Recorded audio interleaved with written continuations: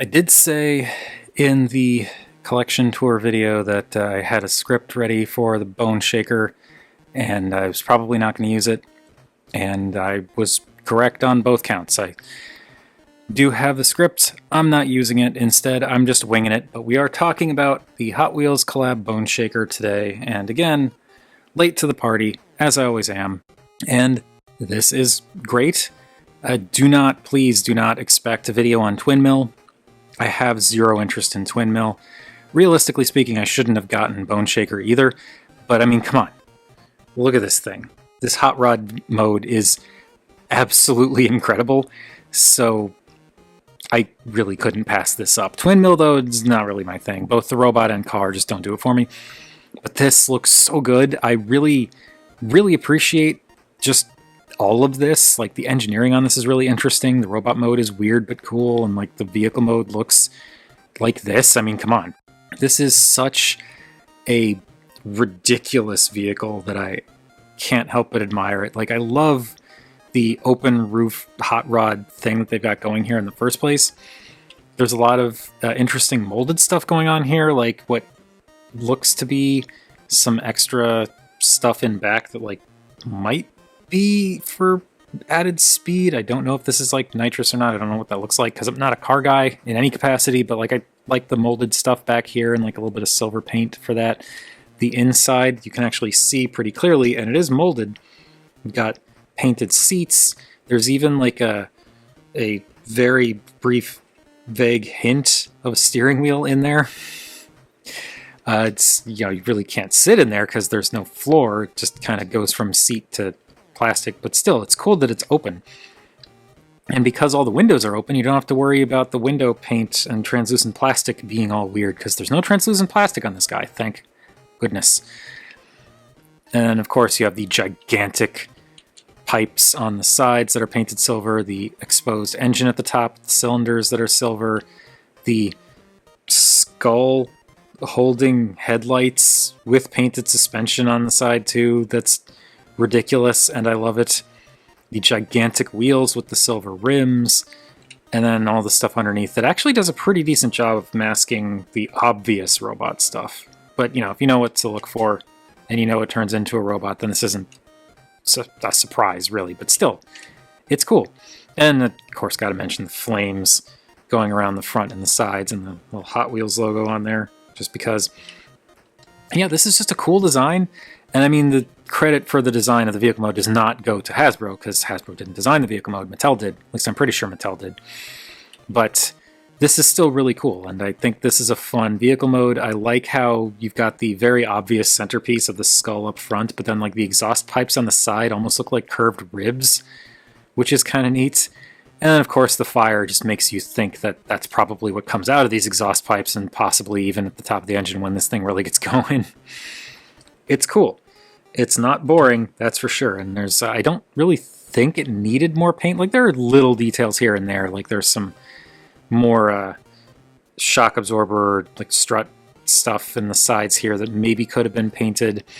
Maybe the grill inside the skull eyes could have been a different color, but I don't know if that would be accurate. But I do like that you get those, like, the dots for the grill in there. That's really cool.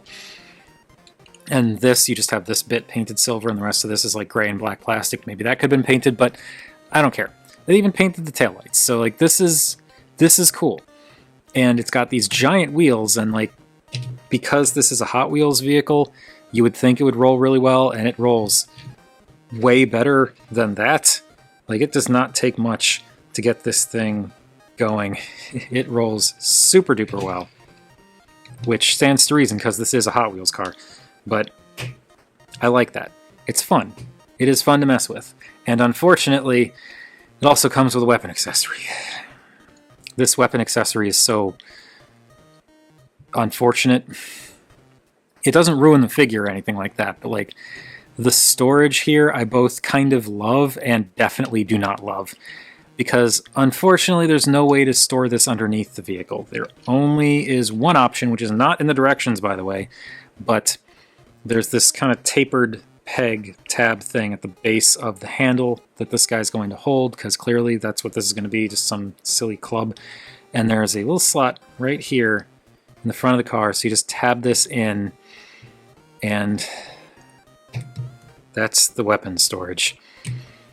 And I've seen people refer to this as like a stick shift, which I guess makes sense, but for me, this just looks like a really, really big and visually intrusive radio control antenna. And like, this is goofy in a way that I do like, but also this detracts so much from the vehicle mode for me, so I kind of don't like it at the same time, like I said. So I wish this had a secondary place to store in vehicle mode that wasn't so goofy. But on the plus side, you don't actually have to store it there in vehicle mode. You could just leave it off to the side, and I think it's all the better for it. Now, despite their price points, the Hot Wheels collab figures are basically deluxes, and yeah, they look the part. I think, at least in vehicle mode, Bone Shaker does look a little bit bigger than your typical deluxe, smallish deluxe, so I guess it'd be right in that range, but I don't know. This doesn't bother me. I feel like with all like the paint and stuff, and also you've got the license, I don't think the price is unfounded, though it would be nicer if it was not as expensive. All right, now turning this into a robot is interesting and actually really cool. It's a little strange, but really cool. So to start, you're going to take the entire back half and kind of hinge it back, but you have to be a little bit nuanced with it because it doesn't clip or peg over, but it kind of settles over something on the inside here that's sticking out slightly, so you kind of have to just kind of flare it out, flare these edges out to the side just a little bit as you pull back and up. So what I'm doing is I'm pushing down with my thumb here and kind of pulling out to the sides to get this moving. There we go. So that untabs there. You can kind of see these little tabs on the side there that hook into some little tab slots on the inside. So do that, and then bring this back on these knees that are actually quite stiff. And you want to bring it up all the way because there is paint there and it'll knock into this stuff here, but that gets things started. Now you want to split the legs and bring out this piece so you can take the seat and swing it all the way around.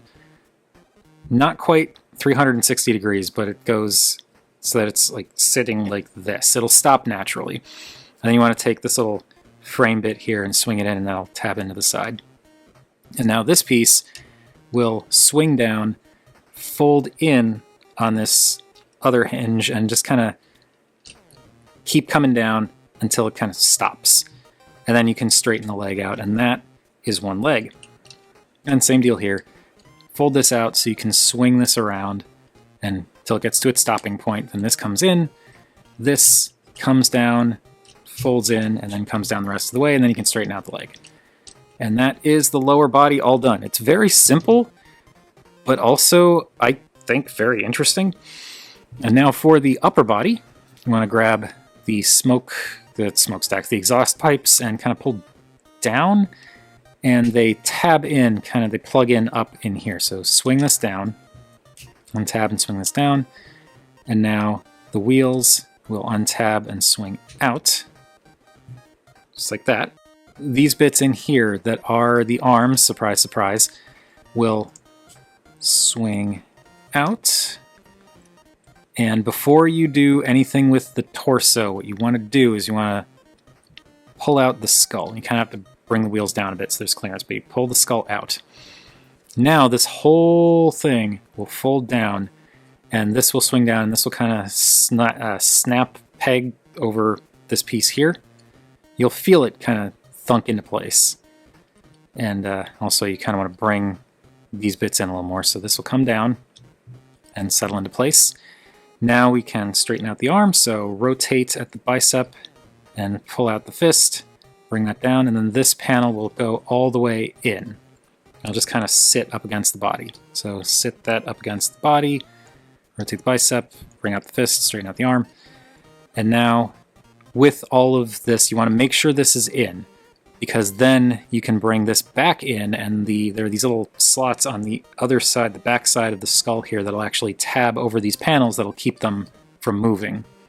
So push that in, and that'll tab in. The smokestacks, I keep calling them smokestacks, the exhaust pipes fold around and they kind of softly thunk in place at an angle, and you can kind of angle the wheels down too. And that gives them the shoulder pads. And finally, you rotate the head around. But there is this painted bit of flame like right here. So what I end up doing is I kind of tilt the head back and rotate it to just try and keep any of the head from scraping against that paint. But rotate it around, and there we go. There is Bone Shaker's robot mode. And this is a somewhat unorthodox and interesting, strange, let's say, robot mode. But I do think it's cool. I also think he doesn't really look like an Autobot, but that's what it says on his whacking stick. That's an Autobot logo, so he's an Autobot. I definitely think he's better served as a Decepticon, but whatever. But I think this is a cool robot mode. There's, like, color-wise, color breakup-wise, this is pretty nice. There's actually a lot of extra painted detail here. Like, you get the taillights for the back of the car, because that's just what his lower legs are now, but, like, they painted some details in the thighs here, black, and then they painted the orange in, like, the waist section. All the black in the midriff here is paint. There's this nice bright orange against black on the forearms. And then, of course, you've got that prominent skull detail for the chest, which, I mean, why would you hide that in robot mode, you know? And the really cool looking robot head, which we'll talk about more in a little bit. But yeah, there's a lot of new stuff here that's actually pretty well painted and detailed. And this is a slightly weird robot mode, I will admit, but I also think it's extremely cool. And I've seen and heard people complain about his feet or the fact that he doesn't appear to have any. And like, on the one hand, I get it, because yeah, he doesn't appear to have feet, but he does have feet.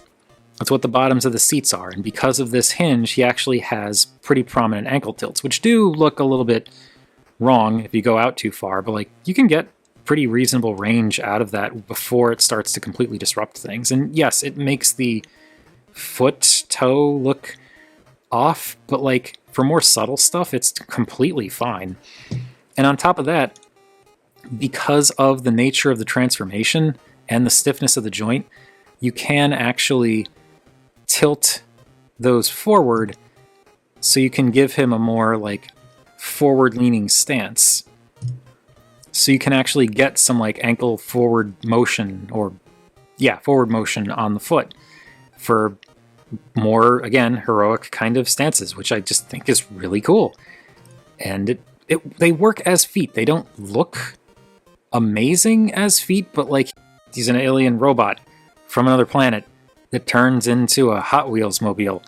So, okay, his feet are a little bit strange in their appearance. Oh no. But like, this is still a cool robot. And I also, of course, because I'm into the shoulder pad thing, I really like the wheels for shoulder pads, and I even like the exhaust pipes around the back, because they give him this kind of like ridged look that almost looks like it extends the design of the shoulder pads a little bit. They stick out a little bit, but they don't stick out any further than this, really, and like, from most angles, they just look like really cool details, like sticking up behind him. This looks like the kind of thing that if he started running or possibly like exerting himself, these would be belching fire, and I just think that's really cool. Now, the one gripe I do have, personally, with the robot mode is I think the shoulders sit a little low. You don't really notice it from most angles, or with the, like if you have these up more, then it becomes more obvious, but if you bring them down to kind of match with wherever you have the shoulders placed, I think they help to hide the fact that the shoulders sit as low as they do. But they do sit a bit low. I do wish the shoulders were more up, maybe around where these are, but then like, you'd have to like angle these up like this. And I mean, when you do that, you can really see how low the shoulders are, but then things just wouldn't look right from, you know, other angles and things. And yeah, I don't know what they could have done to fix that, if anything. So it's not a huge deal, but that is my one kind of gripe about the way they handled the robot mode. That head is not a gripe, though. Look at this thing. It looks great. The molding is fantastic. The black with silver and red is a fantastic color combination. It's really sharply painted too. I love that they did like the pipes on the sides and the faceplate. The faceplate looks nicely textured and angry. The visor looks kind of like glasses, which I guess kind of works for a Roadster. The only thing that really kind of bugs me about the head is this really looks like it should have been a Decepticon. Like even the freaking head crest deco looks a lot like a Decepticon logo. Like if we bring in Quake real quick, you can see that like there's that rather not prominent, but there is that like shape for the head crest. And I feel like this head has a shape that is pretty close to that Decepticon logo shape. So I just feel like this probably would have been better served as a Decepticon. Maybe it's not because of Mattel. I don't know. But again, it's Autobots on the stick, so that's what he is. But I do think it's a really cool looking head, and also the skull looks really cool. Now the articulation is pretty darn good. The head is on a ball joint. You get a little bit of side to side, but not a whole lot. It can go all the way around as you saw, but I prefer to lift the head up a bit because I don't want to risk scraping that paint. It can look up a lot, can look just kind of straight, can't really look down, but like it's pretty decent articulation. The shoulder pads can move up and out of the way, and even if you have these folded in a lot of the way, like they're shaped and angled in just the right way to get around all of this. So you can bring this up until the wheel is hitting the head and you don't have to worry about what's happening back here. I like that a lot. And with that done, you can bring the arms all the way around, though you do have to bring them out a bit to get around the shoulder pad. They can go out to 90. You get a bicep rotation. You get a 90-degree elbow bend as part of the transformation, but also just for articulation. The fists don't rotate, but they do fold in. Kind of wish that was just a little bit more snug, but it's fine. It's not loose. It's just, it doesn't take a whole lot of effort to push it in. But again, not loose. You do get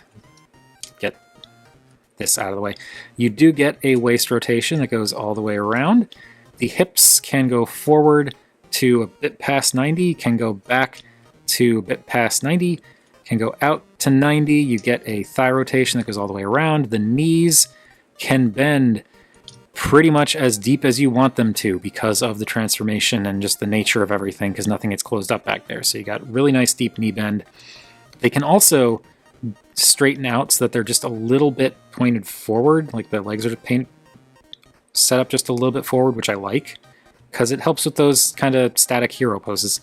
And then, as I mentioned with the feet, you get ankle tilt that can go all the way up. It looks really weird. And you also get some forward motion on what is basically the foot. And if you really wanted to, you could also kind of shift this a bit to maybe make it look more like the foot is flat. So you can kind of play with these panels to at least make it not look quite as weird, which I don't think is all that necessary, but hey, it's like I said, I'm not really bothered by the feet, but anyone who is, there are some things you can do to kind of sort of maybe address it a bit. And then he has his whacking stick, and you just plug it in his hand, and now he's holding his whacking stick. And it is not a very threatening weapon. It is not an interesting weapon. It's molded well enough. It's painted nicely. The red is actually done really well, but like it's just very meh.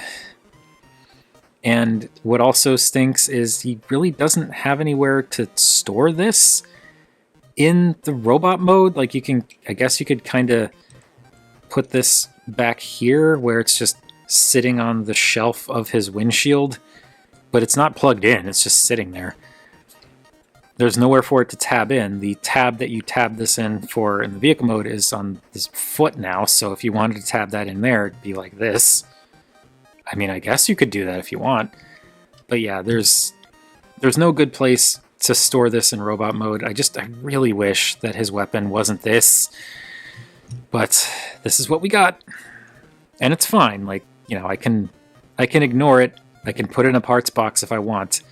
Or just have him hold it like this and it exists and it's fine. It's inoffensive, but it's disappointing. Overall, Very cool robot with a unfortunately disappointing weapon.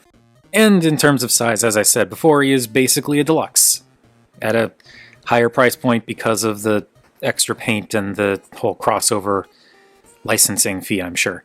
And because Hasbro wants to make money. Because they're a company and that's what companies do. But yeah, he is kind of in that middle ground. He's taller than a short deluxe, shorter than a tall deluxe. I think he's a good size. I've said before that in this video that I am not that bothered by the price. That does not mean I would have been unhappy if he cost less. I would have been perfectly happy if he cost less, but I do at least think I see where that money is going. You know, to the license, there is a lot of paint on this guy. It's a brand new mold. This isn't a remold of something else. So you gotta appreciate that too.